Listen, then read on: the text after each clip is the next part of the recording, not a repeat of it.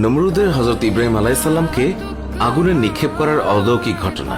নমরুদ ছিল হযরত ইব্রাহিম আলাইহিস সালামের সময় পৃথিবীর বাদশা। সে ছিল পৃথিবীর 4 জন বড় শাসকের অন্যতম। হযরত ইব্রাহিম আলাইহিস সালামের জন্ম হয় নমরুদের মন্ত্রী আজরের ঘরে। হযরত ইব্রাহিম আলাইহিস সালামের জন্মগ্রহণ উপলক্ষে আজর তার বাড়িতে নিমন্ত্রণের ব্যবস্থা করেন। অতিথিদের মধ্যে নমরুদের বেশ কিছু উপদেষ্টা ও গণক ছিল। মধ্যরাতে ভোজনপান শেষে সবাই যখন গৃহ ত্যাগ করছিল, তখন এই উপদেষ্টা দল আকাশের দিকে তাকিয়ে দেখল পূর্ব দিক থেকে একটা নক্ষত্র ছুটে এসে আকাশের চারিদিকের 4টি বড় নক্ষত্রকে একে একে গিলে ফেলল। তখন গণকরা বিষয়টি গণনা করে জানতে পারে যে পৃথিবীতে এমন এক শিশুর আগমন ঘটবে যার হাতে নমরুদের পরাজয় ঘটবে। এই কথা শুনে নমরুদ শিশুটির জন্মগ্রহণ সম্পর্কে তার উপদেষ্টাদেরকে জিজ্ঞাসা করল। তার উপদেষ্টারা নমরুদকে বলল, সেই শিশুটি তার মন্ত্রী আজরের ঘরে জন্ম নিয়েছে। নমরুদ এই কথায় বিস্মিত হয়ে উঠলেন, কারণ আজর ছিল নমরুদের একজন বিশ্বস্ত কর্মচারী। মূলত আজর ছিল দেব মূর্তির নির্মাতা, যার কারণে সমাজে তার সম্মান ও প্রতিপত্তি ছিল। তাই তারা আজরকে না ছুটিয়ে শিশুটিকে অর্থ সম্পদের বিনিময়ে হস্তগত করতে চেয়েছিল। কিন্তু এই প্রস্তাবে আজর অসম্মতি জানায় এবং একটি প্রবাদ বলে যে এ তো এমন এক প্রস্তাব যা এক গাধাকে বলা হয়েছে, আমি তোমাকে গোলা ভর্তি জব দেব যদি তুমি তোমার মাথাটা কেটে ফেলার অনুমতি দাও। গাধা উত্তর দিয়েছিল, যদি আমার মাথায় কেটে ফেলো তবে গোলা ভর্তি জব আমি কি করব। এই কথা দিয়ে আজর নমরুদকে বোঝাতে চাইল যে এত সম্পদ দিয়ে কি হবে যদি তা ভোগ করার জন্য কোনো উত্তরাধিকারী না থাকে। এই কথা শুনে নমরুদ রেগে যায় এবং তাদের জীবননাশের হুমকি দিয়ে আসে।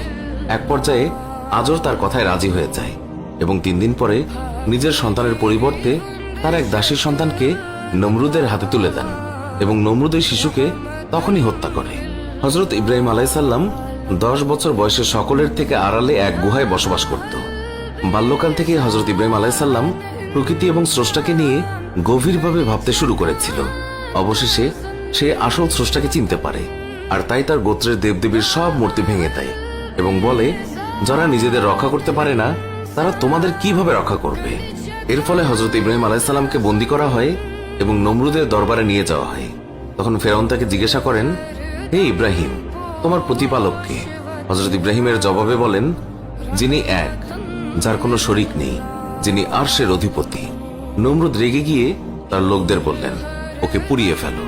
নমরুদ বলল, একটি অগ্নিকুণ্ড তৈরি করো আর হযরত ইব্রাহিম আলাইহিস সালামকে জ্বলন্ত আগুনে ফেলে দাও, আর পাহারা দাও যেন আর কোনো সাহায্যকারী তাকে সাহায্য করতে না আসে। লোকেরা এক জায়গায় লাকড়ি জোগাড় করে সেগুলোতে ঘি তেল ঢেলে তাতে অগ্নিসংযোগ করলো। 7 দিন পর পূর্ণ অগ্নিকুণ্ড তৈরি হলো। কিন্তু সমস্যা হলো, হযরত ইব্রাহিম আলাইহিস সালামকে আগুনে নিক্ষেপ করার জন্য কেউ আগুনের ধারে কাছেও পৌঁছাতে পারছিল না। একসময় ইবলিস পর্যটকের বেশে সেখানে পৌঁছে চরক গাছ তৈরির পরামর্শ দিল। এই মুহূর্তে উদ্যোগকে সফল করতে জনগণকে ব্যাপক উৎসাহ জুগিয়েছিল। তার পরামর্শে একটা চরক গাছ তৈরি করা হয়। কথিত আছে, চরক গাছের সাহায্যে হযরত ইব্রাহিম আলাইহিস সালামকে নিক্ষেপ করা সম্ভব হচ্ছিল না, কারণ হযরত জিবরাইল আলাইহিস সালাম চরক ঘোরানোর সময় বাধা সৃষ্টি করছিল।